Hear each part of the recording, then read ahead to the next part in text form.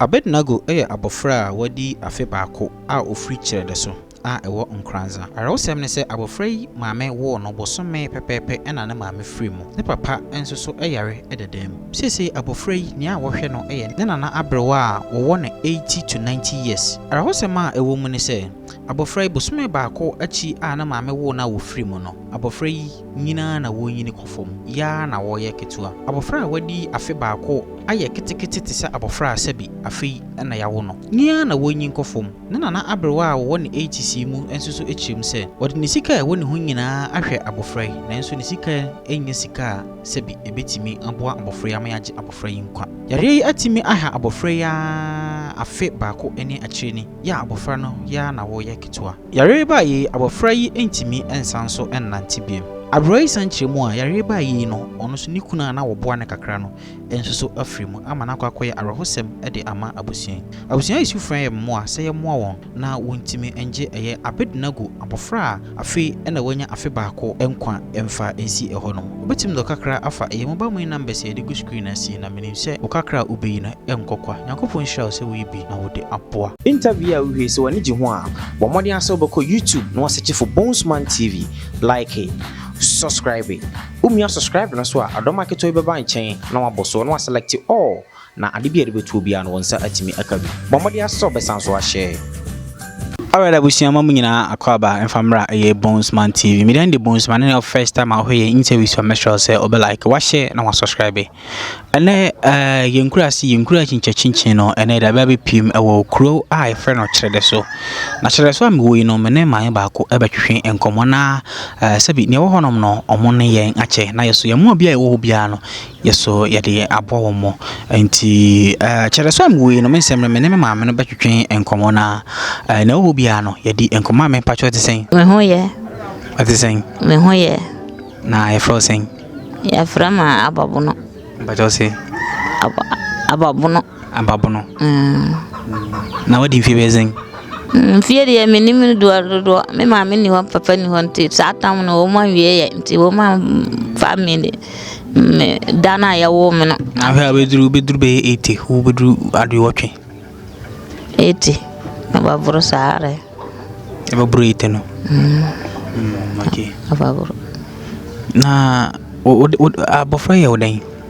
Aya munana. Unana. Na mama we. Ni mama afrim. Na mama afrim. Na your friend is saying. Akorana. Akorana your friend is saying. Ya frana abesinako. Abednego. Okay. Na what do you feel saying? Dana ya wuro busum no burunya busum no first no sa dana ya wo no anti ngaze wanya afi baako onya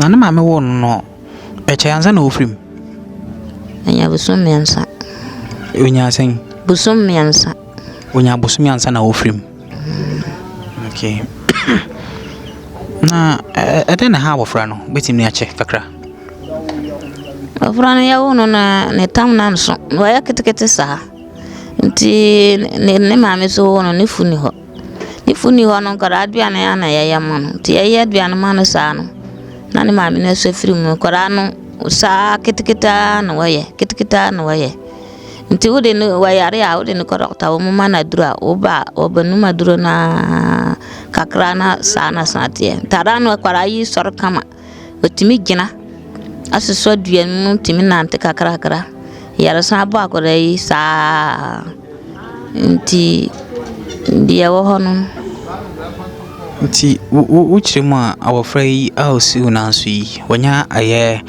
afe baako na maame nso so wo no bosome pepepe no ne maame afrimu wow nti emise manya nofo su maame nofo su amano na dia aduan na mode mano Kora aduane na yetomano. Aduane benza. Ndane konko aduane no na me nim aduane dini o. Konko aduane. Sere la kene sa aduane. Wanu na yetovi mano. Ti akre osi na si wa afe baako. Wanya afe baako. Abednego. Kasa me bo me de cars me ba wa. Na otimi nante hana zerian. First no otimi wiya kama. Asosua bia no mu sei. Na yare ne bo no na wantimi nante wi na ote wasa. Obetima pejana kakra ma hwese na ositie. So she bibi wase.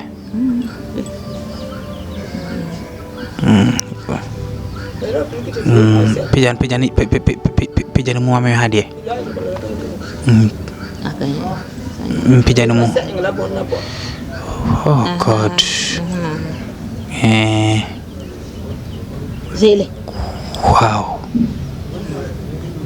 Zele. Ish. Na mako hospital na mo de na hana angasa. Ana mo nkamu.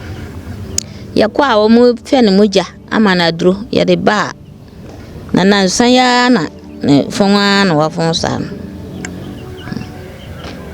bia ya kwa wo mu moja na dana me kwa ya wo mu se ayi ade bi wo ho aya ya mfa ma no na wadi a oba ya kase sa ade no soso wo mu fe ya wo mu se ni ho sa tan no na me wasirem nti wo mu se sa aduane ni ho no wo mu atwere bi ma me se ya bi wo me kodokto mu a me ko busa fest bi wo ho aye de ba mame me ba hanso me nkyere nte me nyan kodokto mu fani su na so mame wai fani su na so mame aya otazu wasu se ga ya kom de no de duan ma no so awondi abusia mama kwa ba bi emra Bonsman TV mini nyama me hu ni sesia no abusia asefem ara huye pa wofra afe paako ene bosomenie 1 year 1 month abusia hu sina bofra ya sabi aisa bofra ya wona kora mo no abofra tikete minim yare ha no mum de na mi se na na yesu asese wona nchen no so ennim onim kra na mi se oni fa idea abayare no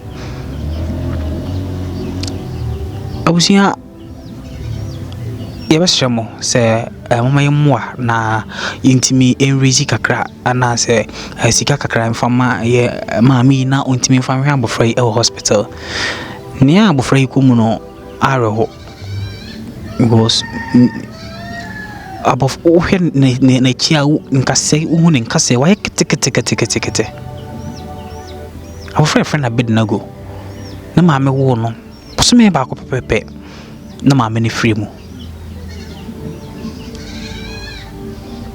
abofra ibre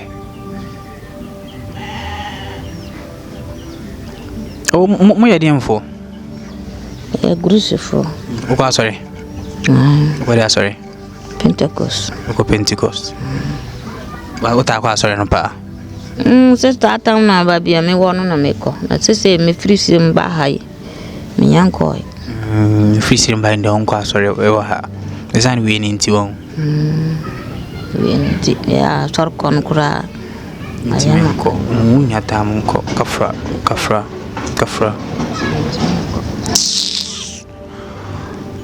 ha abusia me de djuma de ni na besi ahanom ami se me se afem kakra na no ma mi huno minim abrani timegasa Quran dabe timegasa kra obati makasa de na fese no watimi fra me se mama na yare na yana sa no hun se de asutie obere na obakasa omo wono no o kofom sa like omo wono no ana omo wono no nyina na onyini kofom so me ni obiara me kunu so yare nte me koye no akohwe me kunu ne saa no wawuye nte me ni obiara bio ode ba hwe akoda yi man ukunawu na akora na mam so yo ba no so ewu no so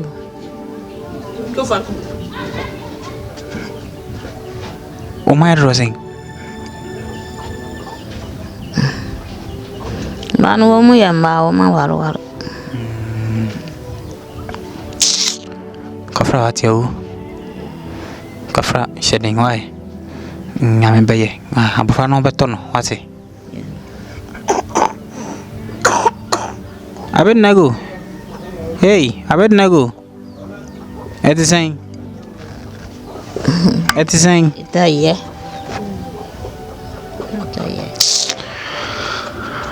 Abusia mame fa dwumade ni na ensi ahanom we de ayadesha ne de to bibia anim wa akoma bia na mehwe mama ye mo ane ntimi rezi bibi emfa ma Abednego annana sebi mame akaba bi na papa nso so we Papa yare. am friend papa so yare was ewen wa Oni ha wasire. papa so yare wasire Se sabro e wono ho ntukakra na wa yare. Ntimi ya dwuma papa bia. Nyangopon shiro se we be now the abo median the bones man and the first time I mesro se be following na ye ne pa ye no won so what me ahu bi na wonya bi akacho bi interview we mesro so be share na obi foforo anya bi ahwe Nyangopon shiro se wo che bre na ahwe interview makra mu nyina bye bye